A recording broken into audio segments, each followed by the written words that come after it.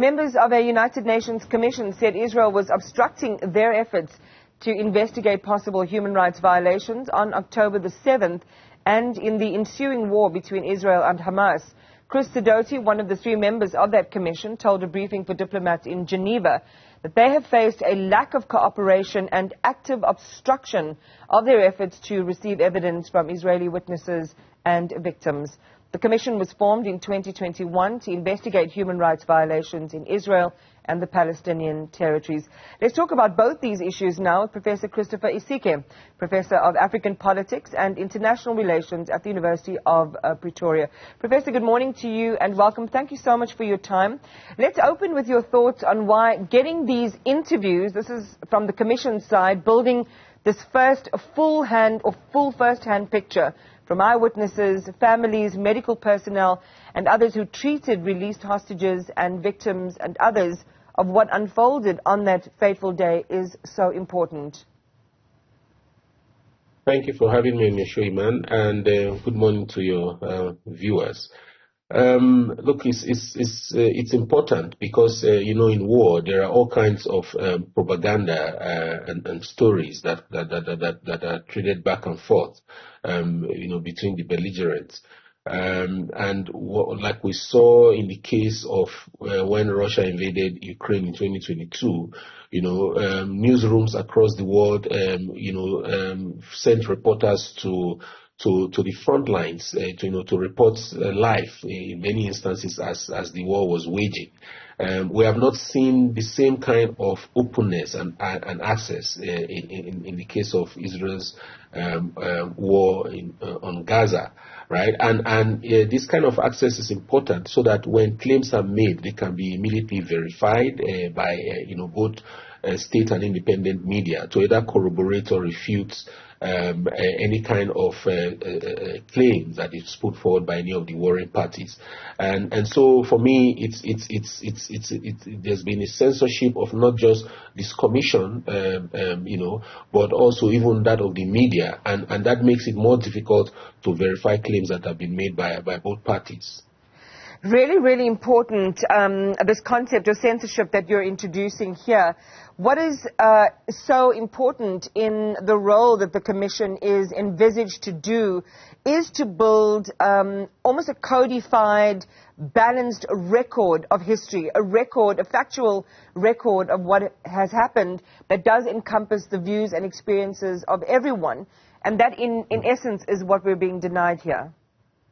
Yes, and it speaks volumes about the intention and position of Israel. Remember, this commission was set up even before the war, this October 7 attacks of 2023, and Israel has continued to deny them, access to the victims and witnesses of the Hamas attack on the 7th of October, and even those that were kidnapped. I mean, like you said, the idea is to get a codified document or report around this, so that history we lay the facts bare. But if the Israeli government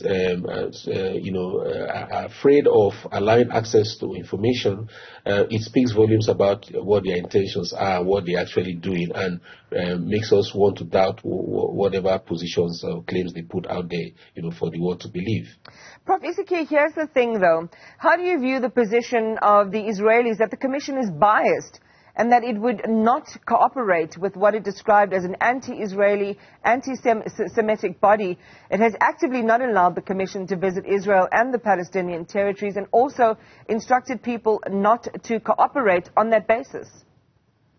Yeah, but that's standard. That standard Israeli response. Everybody and everyone that is not directly supporting the cause of Israel is anti-Semitic, is a liar, is biased against Israel, and they are not. Their story is the correct one, and this is standard. So it's not surprising. It's something that they've done over the years and continue to do in the course of this war. I mean, you talked earlier about their response, which the U.S. government has verified, the attacks in the last 24 hours on Iran, but no comments from them so far. Why they do this and claim to be a democracy, a democratic model in the region that the world should follow is left for anyone to imagine. So the panel, and we'll come back to that issue, hopefully. The panel is led by a highly respected person. South Africans would easily recognize this as Navi Pillay, who is also an ad hoc judge of the ICJ, a former human rights chief at the United Nations, someone who has previously also presided as a judge over historic issues, including the genocide in Rwanda. You've got Milun Kotari from India, the first UN Special Rapporteur on Housing. And then Chris Sidoti, who's also experienced in international human rights law. So these are individuals specifically regarded by Israel as, quote, famous anti-Semitic and anti-Israeli people, according to the Foreign Ministry spokesperson Lior Hayat. How should the Commission be dealing with these criticisms, which infringe on their ability to do the work that it's intended to do? Should the UN replace them with others for the purposes of just getting to the answers? Well, I don't think that replacing them would make any difference, except the commission is then nominated by Israel alone, and that's not feasible. Like I said, the Israelis would even call American decision or American action that they deem does not support their cause as they can criticize even the American government, forgetting how much support that the U.S. government has been giving them even in the course of this war alone. But once there's any kind of disagreement on positions that Israel thinks doesn't favor it, especially Netanyahu, now must make that distinction between Netanyahu and Israel, because there are lots of people in Israel today that do not support how he's waging this war and his intentions, behind his actions. So I think at some point we must also begin to separate Benjamin Netanyahu, the Israeli Prime Minister, from the views of the ordinary people of Israel on the ground, so that we can get more nuanced understanding of these things. So bottom line is, I think that the Commission is doing its work, and it's doing the right things now by speaking out against what they have called the active deliberate obstruction by Israel to prevent them from getting access to relevant witnesses and victims of the war on both sides. Let's talk about the geopolitical picture now, Prof, and I'll talk about the disturbing overnight developments. Regional tensions continue to rise. Iran has apparently shot down several drones in the Isfahan area. It's being reported as an Israeli missile strike by one U.S. broadcaster. ABC News reporting that Israel had launched a missile attack against a site in Iran, citing a senior U.S. official. There's no word from Israel and Iran officially, although I did see that an Iranian commander was also cited in Iranian domestic media as confirming this attack. How do you read it in the context of, what observers are saying is, a tense environment that could be capitalized on by other forces who might have their own agendas to satisfy if it really results in an outright war or war of engagement between sovereign nations in the region? Let's start with that one, and then we'll go to some of the bigger issues around whether this was a retaliation, not retaliation, and so on. Well, look, I think that by striking the Iranian, or what if you want to qualify that, buildings that the Iranians deem as proximate and owned by the Iranian embassy in Syria, Israel fired the first shots to escalate the war in the region, right? I mean, by direct attack on a sovereign nation, Iran in this case, irrespective of the claims of Iran sponsoring, proxies in the region that have been undermining Israel's and global, security. But they did fire that first shot, and Iran responded on Sunday, indicating thereafter that this was going to be the final response that they will give, except there is any kind of response from Israel or the United States. Now, Israel has just responded in some ways, maybe limited, maybe there's more to come, we don't know. But so far so good. The Iranians seem to be content with the response that Israel has given, and if it ends there, then maybe things may have been nipped in the bud.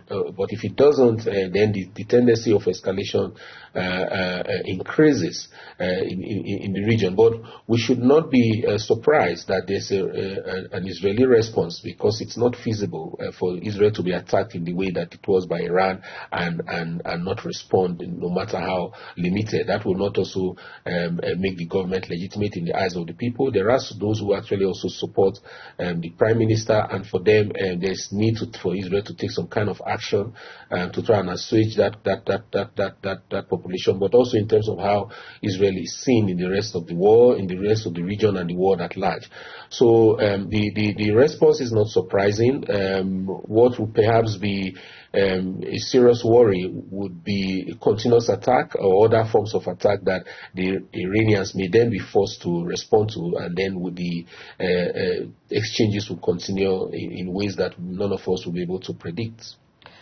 And that's the concern, isn't it? The unpredictability of what could happen next. You're talking about these overnight developments as raising the possibility of escalation. What we saw over the weekend was billed as a triumph in terms of its response from the Israeli side, being able to repel, hundreds of projectiles, land cruiser missiles, or, whatever those ordinances were. And Iran saying, well, this was always the intention, was basically to send a signal, and they consider the matter complete.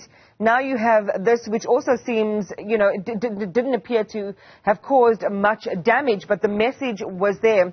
What do you make of these, these events that are almost framed as messages to each other?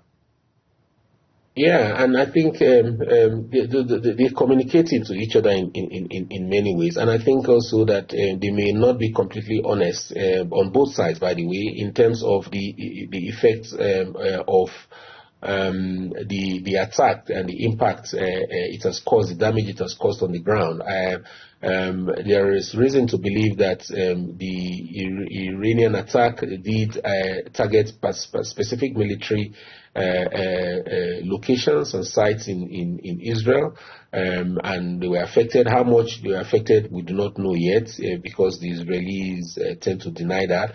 I also think that the Iranians have not been completely honest in terms of the impact of the attack that the Israeli launched, in the last 24 hours or so. But I think the message is clear that none of them can act as rogue states and get away with it. And this is the message that is important to send to especially Israel, that keeps on defying international law and even defying U.S. government stance, forgetting that it cannot really wage a war in that region without any form of support from especially the United States. All right, thank you so much for your time and for your analysis. And I'm sure that as these events continue to unfold, we'll certainly be in discussion again. Professor Christopher Isike, Professor of African Politics and International Relations at the University of Pretoria.